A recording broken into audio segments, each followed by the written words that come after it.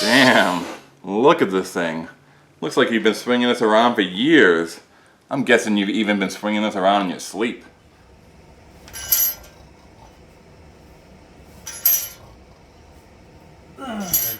Hey Outlaws, welcome back. So now we are officially going to be doing the one, the only review of Giant Sword Dragonslayer made by Pretty Hate Machining. I've now owned this bad boy for 6 years, and I've been training with it for close to 2 years. It's been through a lot. It's destroyed hundreds, if not thousands of targets, and it is a very sturdy piece of steel, or hunk of iron, as people like to say. However, it is most definitely hardened steel. All right, let's start this review. Okay, a quick breakdown of what we're going to be talking about. The edge, blade, obviously, even just the tip. We're going to talk about the entirety of the sword, the Dragonslayer itself, including cosmetics. We're going to touch a little bit on that, how it's held up over the years. The very, very, very edge of the blade. Talk a little bit about the cosmetics and the good-looking things of it too. You know, the less practical things are just look cool. This is basically this counterbalance. Then we're going to talk about the handle itself. It's a big topic for Adam, and of course the pommel. All right, Outlaws, let's do this. All right, so first of all, how sturdy is the Dragonslayer? Extremely. I've had this thing now, like I said, for 2 years, and I've destroyed so many things. I destroyed vacuum cleaners, crates, pallets, dozens, if not hundreds, of plastic water bottles, fruit, vegetables, all sorts of random furniture as well. It's held up together nicely, and I never felt like it was actually going to fall apart or become like a safety hazard to myself. It's just a very solid hunk of hardened steel. Oh, this sucker. It's huge.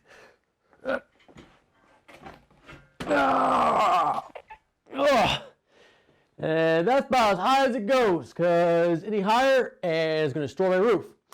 But if I drop it, probably end up murdering my neighbors. We don't want to do that.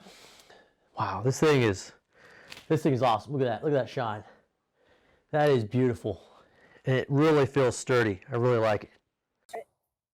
So the blackening that Adam did has worn off over time, but it was so beautiful. And honestly, I just need to reach out to him and ask him, like, hey, Adam, how can I fix this? But you can see where it's worn out, where I've hit lots of different targets. There's just scrapes, cuts, and tears all across the blade. And unfortunately, the blackening has been affected too. But other than that, you can still see the outline of it. It still looks really beautiful.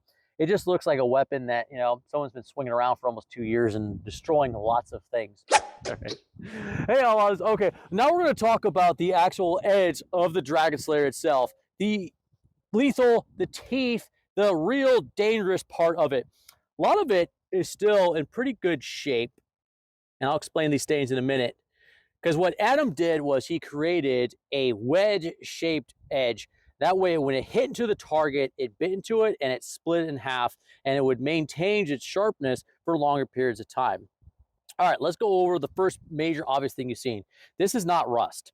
I clean the blade almost daily every time I train it. However, one time I had to go to work all of a sudden. It was late at night, and I wasn't able to clean it immediately. This is some kind of weird chemical reaction a plant had with the blade, and it left it there. And I've been buffing this thing off or whatever for long periods of time. Let's go down to nicks, scrapes right here. Okay, so these are a pretty long series of nicks onto the blade itself, and it will still cut quite nicely just through the sheer weight and volumes and size of a giant sword. I mean, that's really what makes a giant sword so deadly, is like, even after it gets nicked and dulled and whatever, you can still literally just beat the crap out of things, and it will still obviously kill them. Now, you can see part of the blade here too. Over the years, like, chunks of it have gone out, and that's unfortunate, but it still works. And yes, after 2 years, there's a reason I did 2 years. Remember, Gus was gone for 2 years. I want to see how long this blade would last and still retain its dangerous edge, and it has done it quite nicely. Okay, now we're going to go with the tip of the blade. This tip, you have seen me stab this thing into the earth probably 1,000 times by now. You can see all the scrapes when I hit rocks, sharp things, or like when I actually hit targets with the edge, and it is still very deadly. It will puncture right through you, just through, not through the sharpness, but through just the sheer weight and pointiness and wedge shaped of the tip and the heaviness of a giant sword. Just the tip. Okay, let's come over to this side real quick. This is some of the worst damage that the blade has suffered and is the most need of attention. As you can see, it's kind of like peeling off a little bit. And then obviously I need to sharpen this very, very soon, and I will be doing that. This is mostly damage from hard targets, more harder targets. Like we had the Kevlar helmet.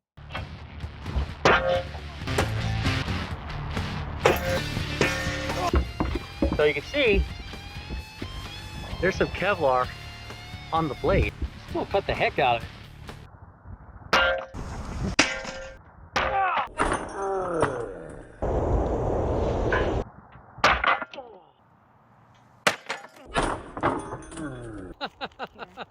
Check that out, guys. That did some damage. We've hit quite a few nails, screws, and other type of fasteners with this, but occasionally hit that big old nail, and it just completely, well, it doesn't completely, but it does do some damage, and then a little bend up right here. Other than that, Outlaws, the blade's held up wonderfully for 2 years. I mean, you've seen all these videos I've made, things I destroyed.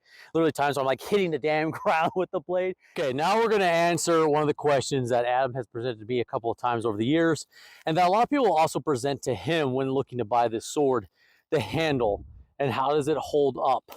All right, let's go over it real quick. Okay, so we got the pommel, the handle itself, and the attachment to crossguard, i.e. the blade itself. Okay, as you can see right here, go ahead and zoom in for me, camera woman. Adam has created an abrasive surface on the handle itself in order for it to hold on to the hockey tape that he originally placed onto it. This is the original hockey tape from 6 years ago. As you can see, it's just had so much use and abuse, but yet it still holds on. So that was a solid, good design idea on his part right there. And it's held up together wonderfully. It's really good grip. I obviously will be replacing it now that we've reached our close to our 2-year mark, because you got to take care of your stuff. Look at the chain. It's a freaking beauty. It's absolutely beautiful, Adam. But you look over here more closely. Let's zoom back in with that camera. You can see where he attached it to the actual blade itself, and there are no issues. It's a very solid weld. I mean, there's some ugly marks in there, obviously, but for me hitting 1,000+ targets over a course of 2 years, I have never felt like this blade was going to snap off, or that the handle wasn't properly attached in a way where that it would jeopardize my safety or the safety of anyone else, or that the blade would go flying off. It's just not a factor. And this is back when Adam was first getting started, and I imagine he's only perfected his techniques even more over the course of time. The only spot right here is kind of weird, is like this little dot right there on the pommel. There is a little bit of a nick right there, a little bit of gap on the side, but honestly, it's really not that big of a deal, and I'm not really holding it by the pommel, but again, it's pretty solid and it's not going anywhere. And I hit targets with this pommel all the time because that's part of training for my Colossus techniques. Okay, now let's talk about the cosmetics of the Dragonslayer. Obviously, we got the little chain link right there, which kind of just bounces around. It's meant to really latch on to guts or something, or like latch onto a harness, but it's still really nice. This little part right here, not really sure what it's called, but it's nice, a little nice counterweight, counterbalance to everything with the sword as well, to help kind of like make it more manageable, less chaotic. So how long is this Dragonslayer actually gonna last? That's a good question. I'd say it's probably gonna outlive myself. Woo! Almost lost that one. And Adam. And it's not gonna, I think this one's gonna be famous. Can't really say the same thing about his other swords, other than the obviously 324-pound Dragonslayer.